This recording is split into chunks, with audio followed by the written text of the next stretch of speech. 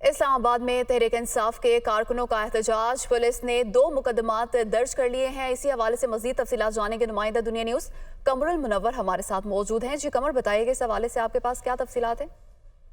जी गुज़श्ता रोज़ फैज़ाबाद में जो तहरीक इंसाफ के कारकुनान की जानिब से एहतजाज किया गया था, अब उस पर 2 मुकदमात जो हैं वो दर्ज कर लिए गए हैं और इसमें 30 अफराद जो हैं वो उनको गिरफ्तार किया गया है। तो हम जो थाना I9 में एक मुकदमा दर्ज किया गया है, इसमें इस्लामाबाद पुलिस ने deputy speaker Punjab assembly वासिक Qayyum Abbasi और आमिर कियानी जो रहनुमा है पाकिस्तान तहरीक इंसाफ के, इन समेत 250 से ज़ायद अफराद के खिलाफ जो मुकदमा दर्ज किया है।